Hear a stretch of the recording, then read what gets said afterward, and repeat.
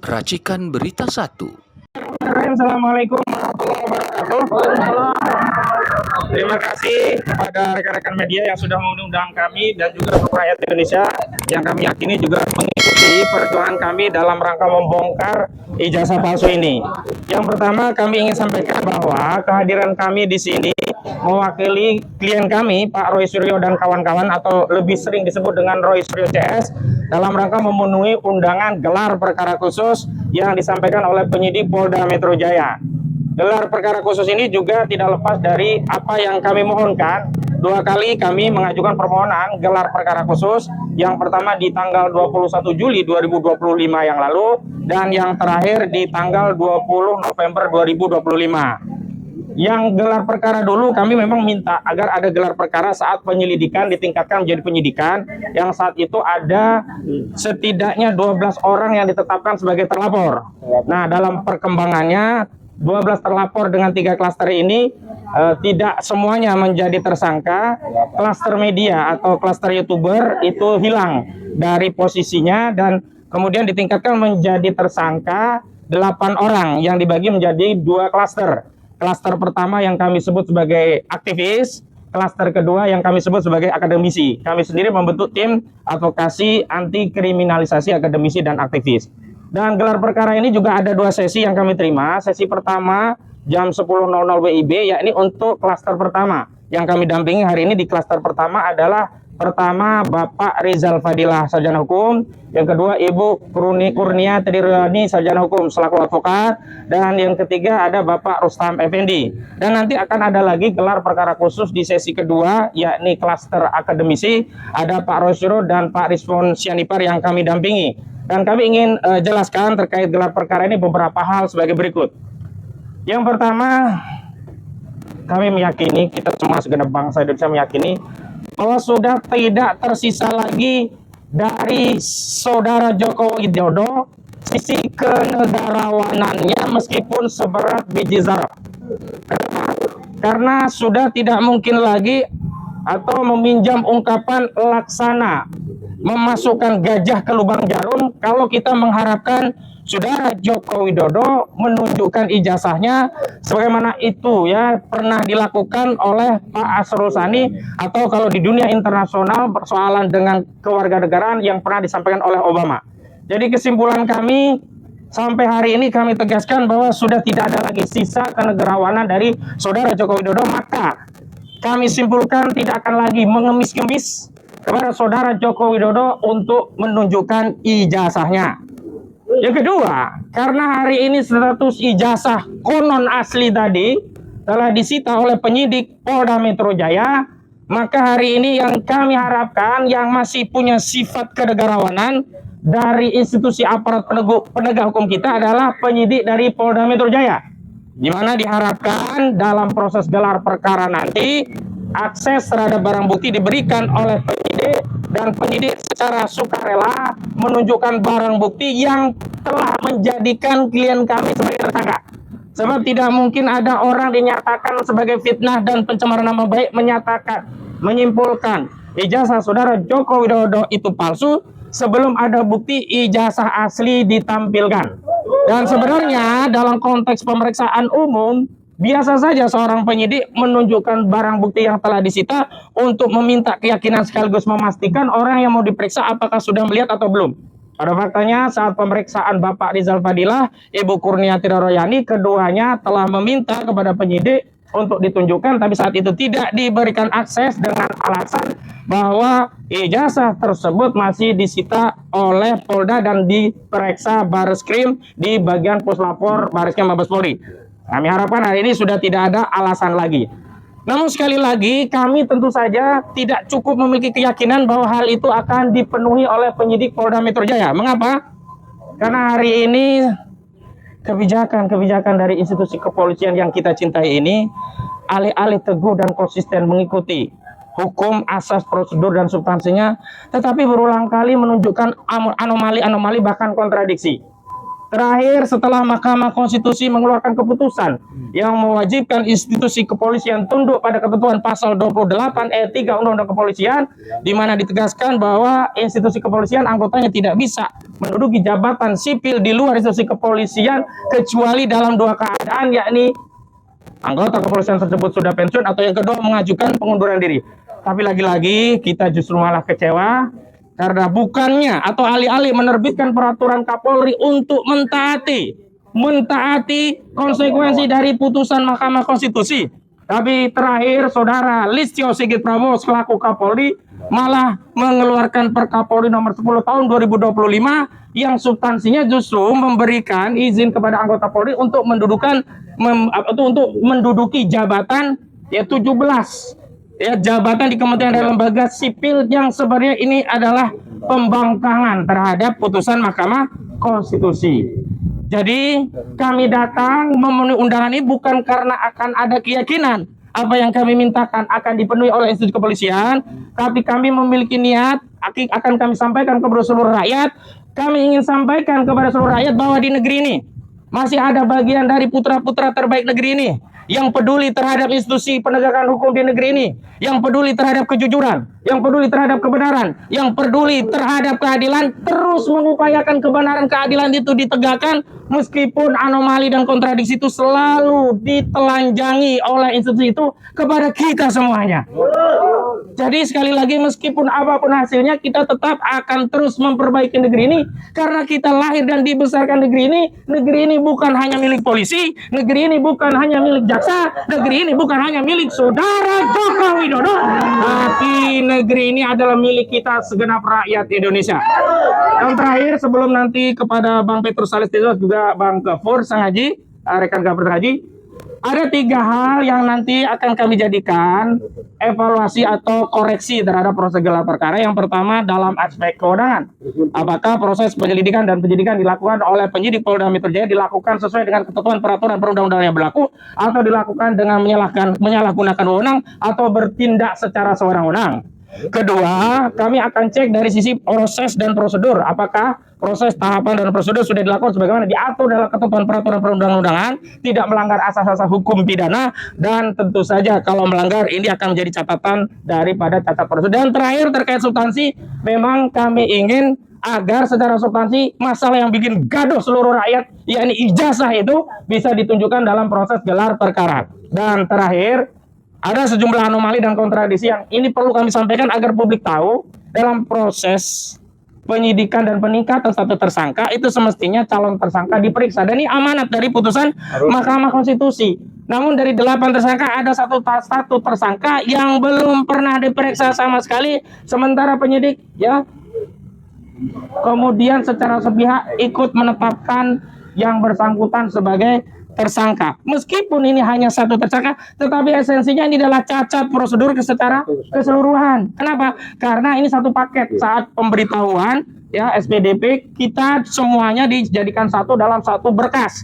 Jadi satu cacat maka seluruh prosedur penyidikan ini juga menjadi cacat. Itu yang perlu kami sampaikan, meskipun nanti ada catatan-catatan lain yang kami akan pertanyakan langsung dalam proses gelar perkara khusus. Dan terakhir, kami ingin tegaskan inilah tim advokasi yang menjadi kuasa hukum Pak Roy Suryo. Ada Pak Petrus Celestinus, ada Bang Gafur Sangaji, ada Bang Jamal Gisa, ada Bang Azam Khan, ada Fitra, ada Jack Piliang, ada Herman Kadir, Baharu Zaman ya. Jadi yang semua ini adalah bagian dari tim Anwar ya, Bang Medi. Ya, selain yang ada ini bukan bagian dari tim. Jadi kalau ada tim yang sudah tidak bersama kami, jadi tidak lagi bertindak untuk dan atas nama tim kami, dan kami tidak bertanggung jawab terhadap apapun yang diambil ditempuh oleh tim-tim di luar yang resmi kami bentuk. Demikian, selanjutnya kami persilakan Bang Petrus Celestino. Silakan Pak. Baik, terima kasih. Saya melengkapi saja. Jadi gelar perkara khusus hari ini diharapkan supaya segala kebuntuan, terutama dari sisi kepentingan para tersangka, harus cair hari ini. Karena namanya gelar perkara itu selain memenuhi keinginan para pihak, terutama pihak tersangka, juga untuk memenuhi tanda tanya besar di publik tentang status ijazah Jokowi yang disebut-sebut palsu. Dan karena itu, dalam kaitan dengan gelar perkara ini, kami akan minta supaya ada satu kesempatan khusus di mana penyidik memeriksa secara konfrontasi antara tersangka dan Jokowi sebagai saksi korban, khusus tentang ijazah yang disebut-sebut sebagai palsu ini, karena selama ini kan tidak pernah terbuka. Dan di dalam Perpol tentang gelar perkara itu pasal 24 mengatur mengenai pemeriksaan konfrontasi antara saksi dengan saksi atau saksi dengan tersangka. Dan dalam hal ini kami minta saksi korban atas nama Joko Widodo supaya diperiksa, dikonfrontasi dengan para tersangka, karena dalam keyakinan para tersangka ijazah Jokowi itu disebut palsu. Ini dua kubu yang bertolak belakang sangat jauh. Momentum dalam gelar perkara khusus ini diharapkan supaya ada ruang untuk dipertemukan tersangka dengan saksi korban. Saya kira itu saja. Mungkin teman-teman lain bisa melengkapi. Ya, saya tambahkan ya, rekan-rekan media. Jadi terkait dengan gelar perkara khusus hari ini, dari sisi materi gelar perkara, tentu yang pertama kami minta kepada penyidik Polda Metro Jaya adalah adanya kepastian hukum terkait dengan objek ijazah Pak Joko Widodo yang katanya sudah disita berdasarkan pasal 39 KUHP. Kenapa perlu kepastian? Karena antara pernyataan Pak Joko Widodo kemudian dengan pernyataan Polda Metro Jaya ini kan tidak sinkron, ya. Dan hak tersangka adalah tersangka perlu mengetahui dengan barang bukti apa mereka ditetapkan sebagai tersangka. Dan ditunjukkan hari ini kepada para tersangka itu, ini adalah forum hukum, ya. Ini forum proses due process of law. Kemudian ini pro justisia, jadi penyidik perlu memberikan ruang kepada kami, para kuasa hukum dan kemudian tersangka, untuk bisa melihat objek ijazah yang katanya milik Pak Joko Widodo, supaya semua menjadi clear. Itu hal yang pertama. Hal yang kedua, terkait dengan barang bukti pembanding. Ijazah Pak Joko Widodo berdasarkan hasil laboratorium forensik, itu disebut identik dengan ijazah pembanding. Tentu hari ini kami juga ingin mempertanyakan dua hal. Dari sisi formilnya adalah terhadap ijazah pembanding itu adalah ijazahnya siapa? Apakah si Agus, si Tono, si Mira, si Andi, dan siapa yang disita? Kemudian apakah ijazah pembanding itu juga disita secara sah oleh Polda Metro Jaya?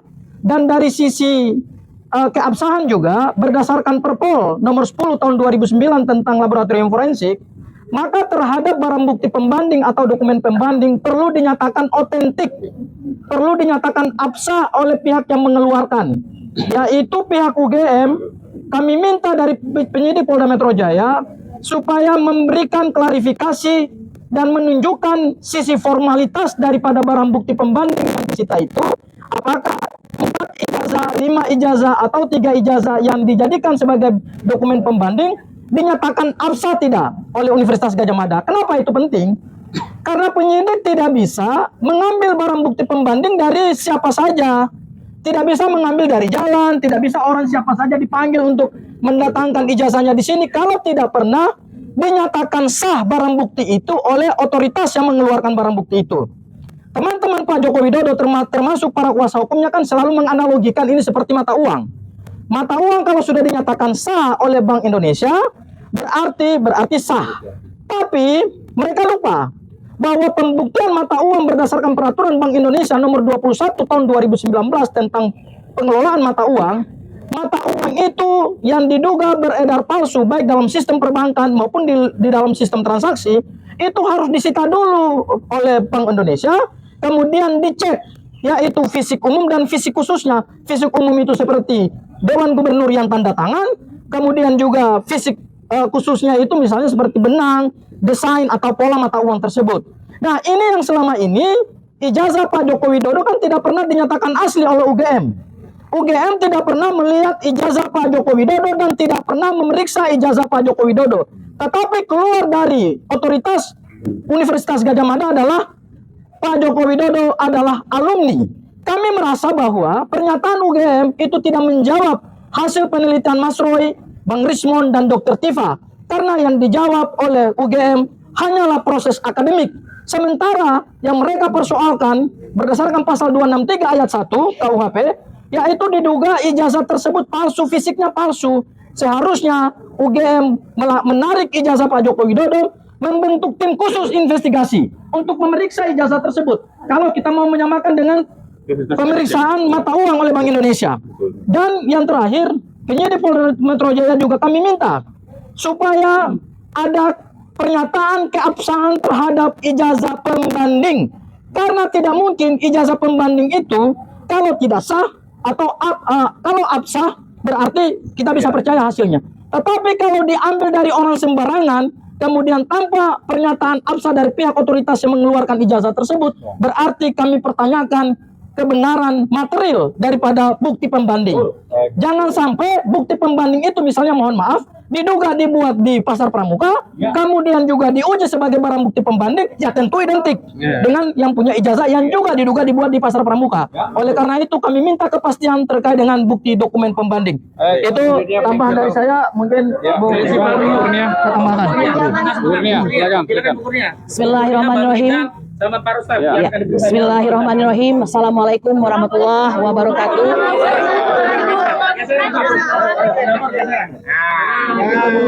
Ya, rekan-rekan media dan seluruh bangsa Indonesia, saya sekali lagi Assalamualaikum warahmatullahi wabarakatuh. Kali ini kita akan melaksanakan gelar perkara khusus ya.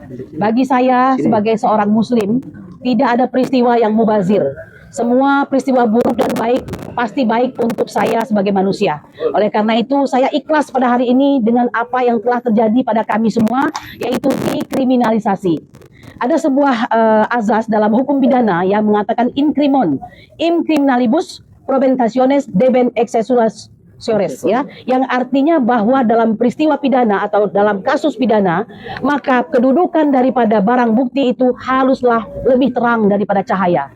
Ini untuk menegaskan kembali bahwa hukum pidana itu adalah ultimum remedium. Jadi jangan coba-coba Anda mengkriminalisasi seseorang jika Anda tidak memenuhi berbagai unsur seperti mens rea, actus reus, dan strafbarheid. Nah, oleh karena itu saya hanya ingin mengatakan bahwa kami sebagai orang yang taat hukum, kami akan ikuti proses ini karena ini baik buat kami, bahwa gelar perkara ini memberi kesempatan untuk ya mengoreksi daripada arah penyidikan, kemudian menganalisa sekaligus untuk melihat kecukupan alat bukti permulaan, serta memungkinkan pandangan-pandangan lintas fungsi seperti irwasum dan wasidik, serta memberi ruang bagi ahli-ahli dari pelapor dan terlapor. Oleh karena itu ini baik. Yang tidak mau tidak apa-apa, ini seperti undangan. Jadi kami dengan gembira menyambutnya dan semoga ini akan menjadi semacam pembelajaran bagi siapapun untuk tidak sembarang dalam menetapkan tersangka. Saya kira demikian. Assalamualaikum warahmatullahi wabarakatuh.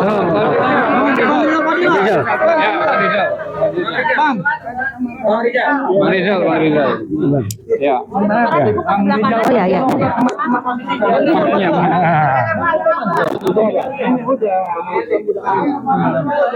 Assalamualaikum warahmatullahi wabarakatuh.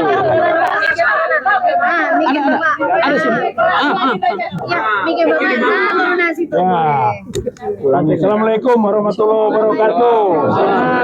Alhamdulillah kita semua sekarang akan mengikuti gelar perkara khusus hasil perjuangan dari kuasa hukum kami prinsipal yang telah diterima oleh pihak Polda Metro Jaya.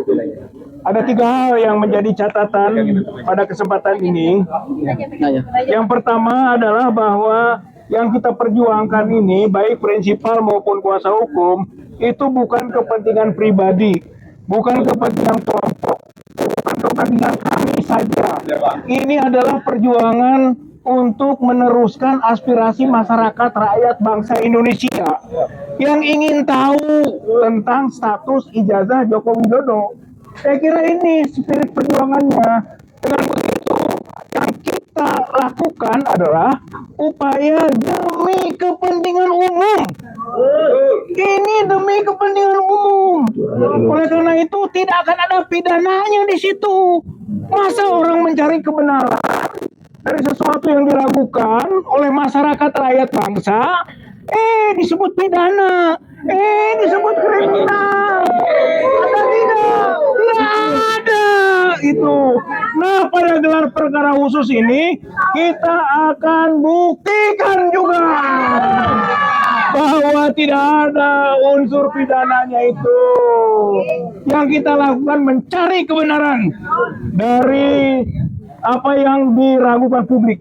Dan kebenaran, keadilan, kejujuran adalah nilai moral hakiki yang harus dihormati. Nah, kemudian yang kedua, gitu kan, bukti bahwa tidak ada tindak pidananya, itulah gelar perkara khusus. Kalau sudah ada tindak pidana, buat apa kami capek-capek minta gelar perkara khusus? Kan sudah ada gelar perkara sebelumnya. Tapi penilaian kita, gelar perkara yang sebelumnya cacat hukum. Penegak hukum melakukan tindakan yaitu yang melawan hukum, yang menyebabkan cacat hukum. Maka ada gelar perkara khusus. Bahwa tidak ada unsur pidana di sana. Pasal-pasal yang didakwakan, dituduhkan, disangkakan kepada kami yakin bisa membuktikan bahwa tidak ada unsur pidana di sana. 310, 311, pencemaran dan fitnah. Bagaimana ada pencemaran? Bagaimana ada fitnah? Kalau ijazah asli tidak ada.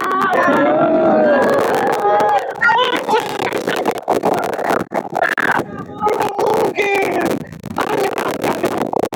Ada mereka yang paham tentang aturan-aturan, pasti akan jawabannya begitu. Nah, yang terakhir, terus saja kita berjuang juga karena ini tidak ada unsur tindak pidananya, harus dihentikan penyidikan.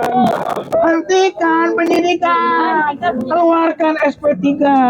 Bahkan kalau sudah dihentikan juga, kita tidak akan diam.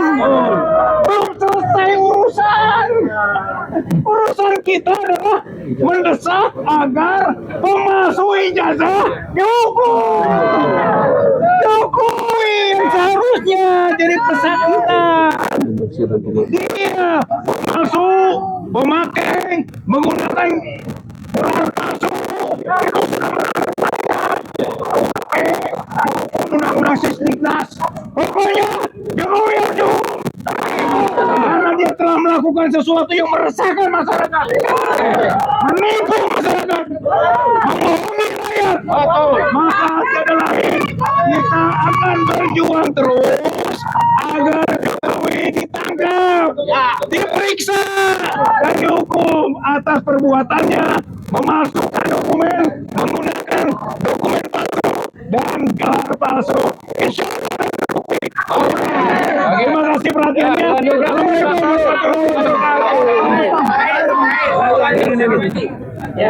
Bismillahirrahmanirrahim. Assalamualaikum warahmatullahi wabarakatuh. Singkat aja. Ya, singkat aja. Kami hari ini datang kemari menyatakan siap mengikuti proses hukum yang akan berlangsung. Amin. Mudah-mudahan polisi memberikan bukti otentik, yaitu ijazah aslinya Jokowi. Nah, setelah diberitahu ijazah aslinya, saya akan pertanyakan, apakah itu foto Jokowi? Apakah itu bibir Jokowi? Apa itu kuping Jokowi? Nah, dari situ menurut saya tidak usah jauh. Foto itu menunjukkan itu bukan Jokowi. Artinya ada pemalsuan di situ. Dan saya mendapati sendiri siapa pembuatnya. Ini penting. Kalau itu dipalsukan, pasti pembuatnya. Nah, semoga polisi memahami dan bertindak seadil-adilnya. Artinya kami siap dihukum apabila kami salah, tapi apakah Jokowi siap dihukum ketika dia memasukkan ijazah itu? Terima kasih. Wabillahi taufiq wal hidayah. Wassalamualaikum warahmatullahi wabarakatuh.